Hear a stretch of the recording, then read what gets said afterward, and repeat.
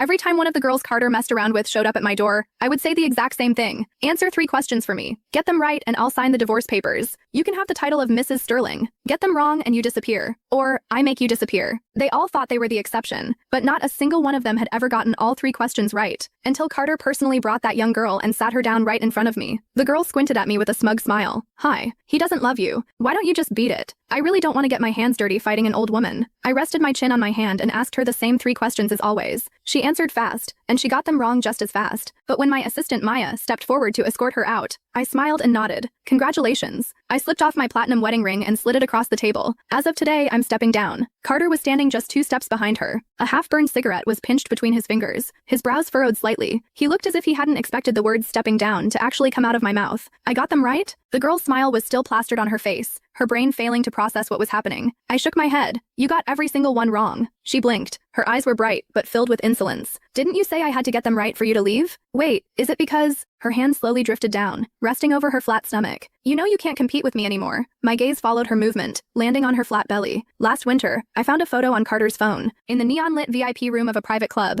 a young girl was leaning heavily on his shoulder. He had explained it away easily. She's just a business partner's daughter. We had a drink. Then, he had pinned me against the sofa. Evelyn, you are the only Mrs. Sterling I will ever have in this lifetime. The others, they're just toys. I would never let them carry my child. You don't have to worry about that, okay? Another empty promise, as expected. The platinum band scraped against my knuckle, feeling uncomfortably tight. I had worn it for 7 years. It had left a deep, pale indentation in my skin. I placed the ring on the glass table. Haley glanced at the ring, her lips curling upward. Are you really taking it off? Look, if you don't want to give him up, don't. Making such a dramatic scene is just embarrassing. Carter lowered his hand, letting the cigarette ash fall onto the dark hardwood floor. Are you done throwing your tantrum? He asked, his voice laced with impatience. I stood up, grabbed my coat from the back of the chair and walked right past him. Evelyn, Carter called out. I stopped. He walked up behind me, spun me around by the shoulder, and gripped my chin with his thumb and forefinger. He wasn't looking at his wife. He was looking at a subordinate who had suddenly stopped obeying orders. The door is right there. Walking out is easy, he said, his voice dropping, but walking back in is hard. Think carefully. I looked down at his hand. His fingers were long and well-defined, his skin warm. I had held this hand for 7 years. I had been terrified of letting it go. From the early days of his startup, when he stayed up all night rewriting business proposals, to the day Sterling Group went public. From his very first affair to this young girl who had finally broken my spirit. For 7 years, after every fight, every silent treatment, and every time I slammed the door and left, I was always the one who crawled back. He only ever had to stand in place and wait. Wait for me to calm down, wait for me to swallow my own humiliation and pretend nothing happened. He knew I suffered from severe codependency. He knew I was emotionally paralyzed without him. To avoid losing him, I had spent years playing the fool. But now, all the strength had drained out of me. I gently pulled away from his grip.